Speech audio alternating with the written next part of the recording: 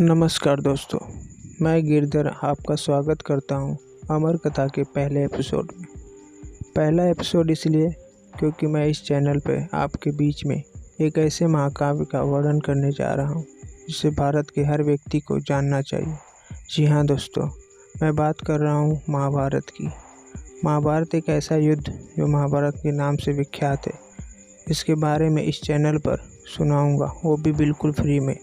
तो आप हमारे साथ ज़रूर जुड़े और हमारा ये महाभारत का पूरा एपिसोड सुनकर उसे सफल बनाएं। धन्यवाद।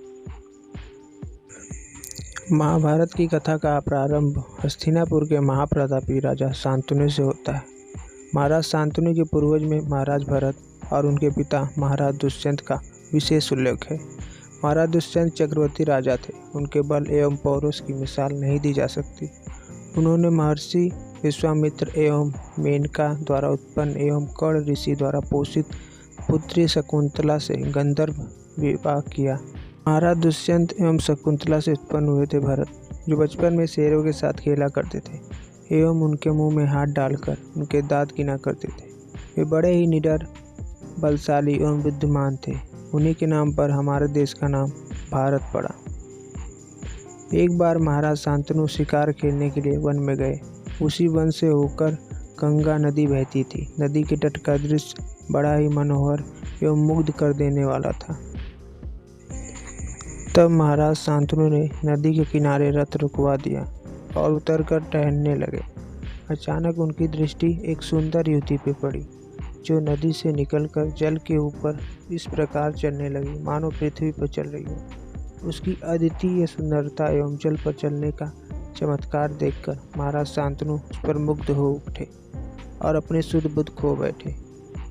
वह सुंदरी चलती हुई महाराज शांतनु के निकट आई तो अधीर होकर उन्होंने पूछा, तुम कौन हो सुंदरी, और इस वन प्रदेश में अकेली क्यों घूम रही हो? आप क्यों पूछ रहे हैं? खनकते स्वर में सुंदरी ने पूछा।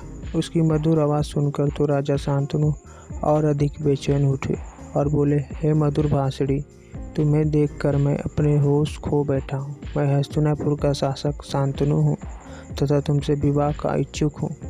मैं आपका प्रस्ताव स्वीकार कर सकती हूँ राजन, मगर मेरी 2 शर्तें हैं। कैसी शर्तें देवी, जल्दी बताओ, हमें तुम्हारी हर शर्त स्वीकार है।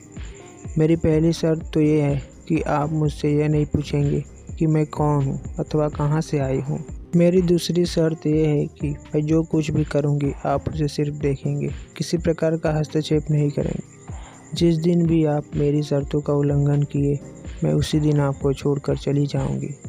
ये शर्तें सुनते ही महाराज शांतनु स्तब्ध रह गए।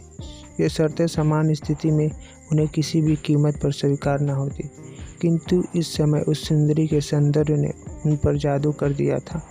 अतः दिल के हाथों मजबूर होकर उन्होंने ये शर्तें स्वीकार कर ली और वचन दे दिया कि मैं तुम्हारी शर्तों के अनुसार कभी तुमसे कुछ नहीं पूछूंगा और ना कुछ कहूँगा।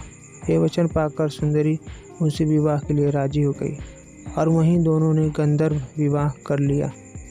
चूँकि वह सुंदरी महाराज शांतनु को गंगा किनारे मिली थी, इसलिए उन्होंने उसे गंगा नाम दिया और अपने महल में ले आए। कुछ दिन तेजी से गुजर गए। इस बीच महाराज शांतनु राजकाज की बातें भूलकर गंगा के प्यार में खोए रहे और राजकाज मंत्रियों ने संभाला। अब उन्हें गंगा के अतिरिक्त और कुछ सूझता ही ना था।